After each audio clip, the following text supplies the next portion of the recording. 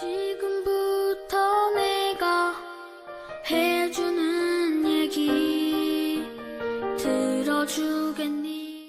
할렐루야. 11월 18일 수요일입니다. 오늘도 생활을 주신 하나님께 감사하면서 예배하겠습니다. 나의 가는 길 찬양하겠습니다. 나의 가는 길 주님 인도하시네. 그는 보이지 않아도 날 위해 일하시네. 주 나의 인도자 항상 함께 하시네. 사랑과 힘 베푸시며 인도하시네.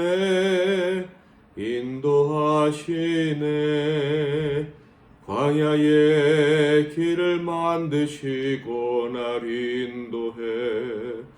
사막의 강 만드신 것 보라. 하늘과 땅 변해도 주의 말씀 영원히 내 삶 속에 새 일을 행하리.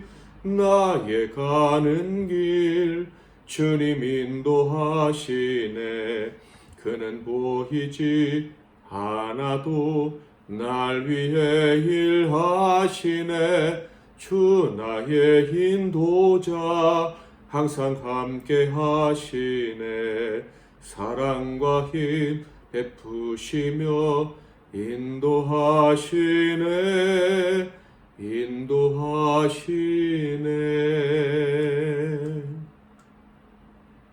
오늘 하나님께서 주시는 말씀은 역대하 14장 말씀이 되겠습니다. 구약성경 역대하 14장 1절부터 15절 말씀 중에서 8절부터 11절까지만 봉독해 드리겠습니다. 아사의 군대는 유다 중에서 큰 방패와 창을 잡는 자가 30만 명이요 베냐민 중에서 작은 방패를 잡으며 활을 당기는 자가 28만 명이라. 그들은 다 큰 용사였더라. 구스 사람 세라가 그들을 치료하여 군사 100만 명과 병거 300대를 거느리고 마레사의 이름에 아사가 마주 나가서 마레사의 스바다 골짜기에 전열을 갖추고 아사가 그의 하나님 여호와께 부르짖어 이르되 여호와여 힘이 강한 자와 약한 자 사이에는 주밖에 도와주리가 없사오니 우리 하나님 여호와여 우리를 도우소서. 우리가 주를 의지하오며 주의 이름을 의탁하옵고 이 많은 무리를 치러 왔나이다. 여호와여 주는 우리 하나님이시오니 원하건대 사람이 주를 이기지 못하게 하옵소서 하였더라. 오늘은 사람이 이길 수 없는 사람, 사람이 이길 수 없는 사람, 이런 제목으로 하나님 말씀을 상고하겠습니다. 아주 오래된 인물이긴 하지만 무하마드 알리, 마이크 타이슨 같은 아주 세기의 복서가 있었습니다. 무적의 복서라고 부르죠. 그런데 정말 그들은 무적이었을까요? 절대로 지지 않았을까요? 그렇지 않죠. 알리도 패했고 또 타이슨도 패했습니다. 그래서 사람들이 말합니다. 승부의 세계에는 영원한 승자가 없다. 언제나 더 강한 자가 나오기 마련이다. 이런 얘기죠. 그렇다면 성경은 어떻게 얘기할까요? 항상 이길 수 있는 사람, 영원한 승자는 있다고 말할까요? 아니면 없다고 말할까요? 놀랍게도 성경은 항상 이기는 사람이 있다라고 말씀을 합니다. 고린도후서 2장 14절을 한번 볼까요?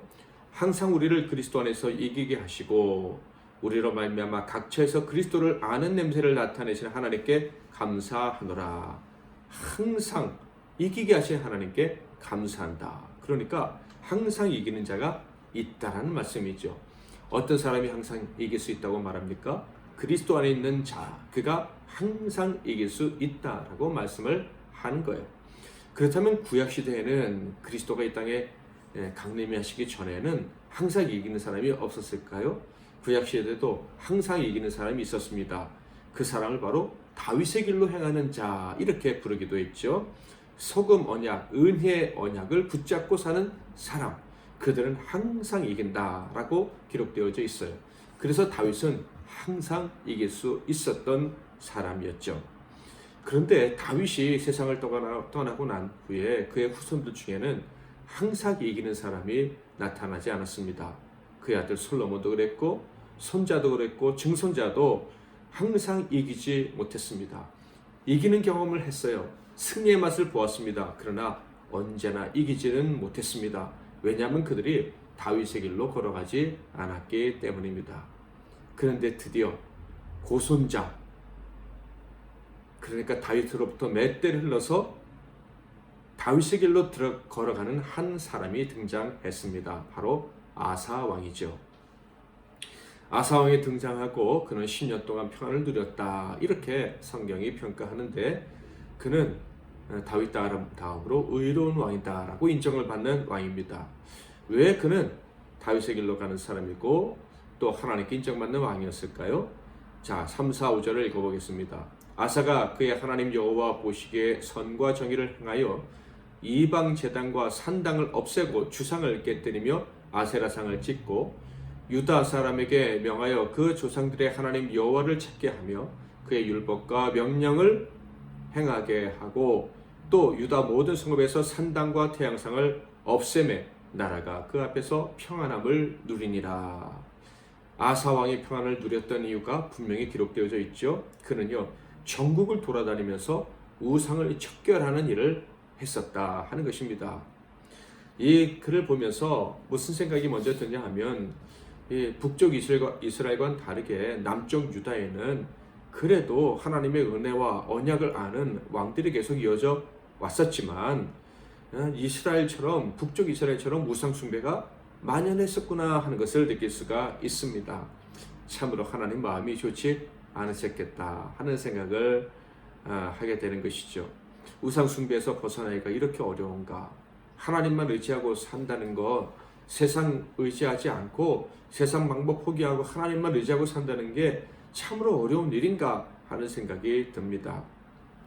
하나님께 마음을 고정한다는 것은 성경 역사를 보거나 또 우리의 삶을 살펴본다 할지라도 참으로 쉬운 일은 아닌 게 분명해 보입니다. 다윗의 길은 너무나도 좁은 길, 어려운 길처럼 느껴집니다. 모든 사람들이 다윗의 길을 거부하고 우상 숭배의 길을 갑니다. 그런데 이 분위기가 싫어서, 이것이 싫어서 왕이 전국을 돌아다니고 있다. 아사 왕이 그랬다는 거예요. 참으로 칭찬받을 일 아닙니까? 그런데 과연 그것이 쉬운 일이었을까요? 아마 제 생각에는 저항하는 백성들도 적지 않았을 것이다 라는 생각이 듭니다. 우상 숭배 한번 빠지면 정말 헤어나기가 쉽지 않거든요. 사람이 잘못된 생각을 갖고 거기에 10년까지 가지면 정말로 대책이 없다는 거 잘 아시지 않습니까? 그렇게 저항하는 백성들, 우상 숭배에 찌들은 사람들을 다 하나님 앞에 돌아오게 하려고 아사 왕이 최선을 다했습니다. 그러니 하나님이 그를 이기는 자로 만들어 주신 거예요. 6절부터 8절을 보면 그의 성읍들을 견고하게 만들 수가 있었고 또 그가 건축하면 형통했다라고 기록되어져 있습니다. 하나님이 승리를, 성공을 주신 거예요. 또한 국방력도 크게 강화시켰습니다. 큰 용사가 58만 명이나 되었다라고 기록되어져 있습니다. 58만 명의 군사 모두가 큰 용사니 얼마나 대단한 군사입니까? 다윗도 그 길로 걸어갈 때 하나님 주시는 평안이 있었습니다. 그것은 어떤 상황에서도 이기는 거예요. 모든 장벽과 어려움을 극복할 수 있는 힘을 갖는 것입니다. 다윗의 길로 걸어갈 수 있기를 주님의 이름으로 축복합니다. 하나님의 언약을 붙잡고 살았던 다윗처럼 예수 그리스도를 붙잡고 예수 안에서 거함으로 언제나 이길 수 있기를 주님의 이름으로 축복합니다. 아사에게 진정한 평안이 있었는지, 그가 정말 승리의 사람인지를 확증할 시간이 다가왔습니다. 다윗의 길로 걸어가는 사람에게는 언제나 이길 수 있다는 것, 그것을 하나님이 확인시켜 주시는 거예요. 9절을 볼까요? 구스 사람 세라가 그들을 치료하여 군사 100만 명과 병거 300대를 거느리고 마레사의 이름에 구스 사람 세라가 쳐들어왔다, 이렇게 기록되어져 있습니다. 이 구스는 함의 장남 구스를 기억하시면 됩니다. 그러니까 이 세라는 에티오피아 사람으로서 아브라함의 큰아들, 노아의 큰아들, 흑인이었던 바로 구스의 후손인 거예요. 당시 세라는요, 애굽왕 오스로콘 1세의 군대 지휘관이었습니다. 그러니까 세라가 침공했다라고 되어 있지만 사실 애굽 군대가 쳐들어온 것이에요. 군대가 100만이고 병거가 300대, 어마어마한 대군입니다. 이에 비해 아사의 군대는 58만 명, 절반 정도밖에 되지 않는 군사력으로 이제 적과 맞서 싸워야 되는 상황에 처하게 된 것입니다. 자, 정말로 무시무시한 적과 마주해서 나보다 큰 힘을 가진 군대와 맞서서 싸워야 될 정말 절대절명의 위기이지만 다윗의 길, 언약 안에 있는 사람에게는 이때가 어떤 때일까요? 그리스도 안에 있는 자는 언제나 승리한다는 것, 하나님의 언약 안에 있는 사람은 언제나 승리한다는 것, 다윗의 길로 가는 사람은 지지 않는다는 것, 그것을 보여줄 절호의 찬스인 것입니다. 11절을 읽어볼까요? 아사가 그의 하나님 여호와께 부르짖어 이르되 여호와여, 힘이 강한 자와 약한 자 사이에는 주밖에 도와줄 리가 없사오니 우리 하나님 여호와여, 우리를 도우소서. 우리가 주를 의지하오며 주의 이름을 의탁하옵고 이 많은 무리를 치러 왔나이다. 여호와여, 주는 우리 하나님이시오니 원하건대 사람이 주를 이기지 못하게 하옵소서 하였더니, 아사는 알고 있었던 거예요. 적이 자기를 이길 수 없다는 거, 자기는 질 수 없는 사람이라는 거. 왜? 하나님 안에 있는 사람, 하나님 손에 붙들린 사람이기 때문이죠. 하나님의 영원한 언약, 소금 언약을 꼭 붙잡고 있는 사람이니 질 수 없다는 것을 알았던 것입니다.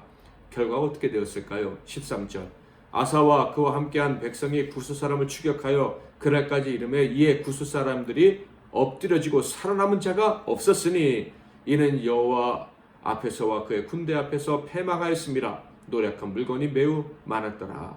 승리인데요, 완벽한 승리였습니다. 100만 명의 군사가 다 엎드러지고 말았던 거예요. 왜 아사가 승리했는지 아시겠죠? 그는 사람이 이길 수 없는 사람이었기 때문입니다. 왜 그를 사람이 이길 수 없었습니까? 그는 하나님께 마음이 고정되어 있었기 때문입니다. 다윗의 길로 걸어갔기 때문에요. 하나님만 의지하는 사람, 곧 시작적으로 말하면 예수 그리스도 안에 있는 사람이었기 때문입니다. 하나님과 분리될 수 없는, 하나님과 완전히 화목한 사람이었기 때문에 세상이 사람이 이길 수 없었던 거예요. 하나님과 사람이 어떻게 연결이 됩니까? 마음으로 연결이 되는 거예요. 진실된 마음, 흔들리지 않는 마음, 믿음이라고 합니다. 하나님이 나를 믿으라 하는 그것을 붙잡는 거예요. 내가 너를 구원할 것이다. 내가 너와 함께 할 것이다. 내가 너의 모든 죄를 사했고 영원히 책임질 것이다 하시는 그 말씀을 믿고 그 마음이 흔들리지 않는 거예요. 그 사람이 하나님과 연결된 사람이고 하나님께 그 마음이 고정되어 있는 사람이고 세상이 이길 수 없는 사람인 것입니다. 그리스도 안에 있는 저와 여러분은요, 언제나 이기는 사람이에요. 세상이 사람이 절대로 이길 수 없는 사람이에요. 이것을 믿으시기를 바랍니다. 마음이 하나님께 고정된 다윗이 언제나 이겼던 것처럼 저와 여러분의 마음이 흔들리지 않고 하나님께 고정되고 예수님께 사로잡혀서 언제나 이길 수 있기를 축복합니다. 겸손한 사람은 늘 패배하는 사람이라고 생각하십니까? 온유한 사람은 언제나 짓밟혀 그냥 고통당하는 사람이라고 생각하십니까? 진정한 겸손과 온유는요, 하나님 말을 의지함으로 지는 것 같으나 이기고 짓밟히는 것 같으나 땅을 정복하는 사람을 말하는 것입니다. 온유와 겸손한 마음으로 오직 하나님만 의지함으로 세상을 언제나 이기고 적들을 물리치고 승리하는 저와 여러분이 되기를 주님의 이름으로 축복합니다. 나의 가는 길 한 번 더 전해가겠습니다. 나의 가는 길 주님 인도하시네. 그는 보이지 않아도 날 위해 일하시네. 주 나의 인도자 항상 함께 하시네. 사랑과 힘 베푸시며 인도하시네.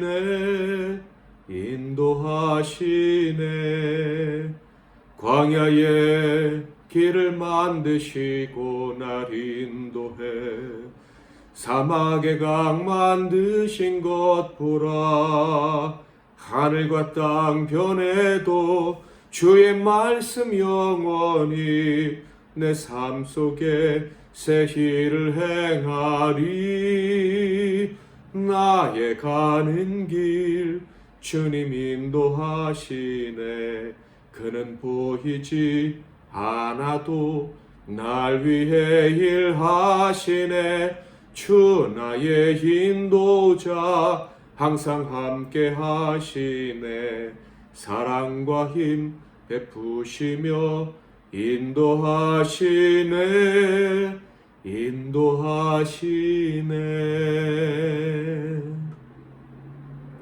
오늘 말씀을 통해서 여러분에게 주신 깨달음이 있으십니까? 교훈이 있으십니까? 기도할 제목이 있으십니까? 그것을 가지고 하나님께 기도함으로 나아가시기를 바랍니다. 특별히 믿음으로 기도하셔서 응답받으시기를 바라고요.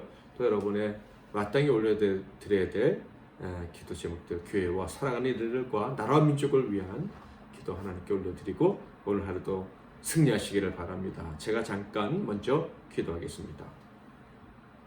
하나님 아버지, 지금까지 우리 인생을 돌아보면 늘 실패뿐이고 넘어지는 것 같은 때가 대부분이었는데 예수 그리스도를 알고 믿음을 선물로 받아 언제나 이길 수 있다는 확실한 보장을 내가 받았음을 알고 깨닫고 기쁨으로 살아갈 수 있도록 허락해 주시니 감사합니다.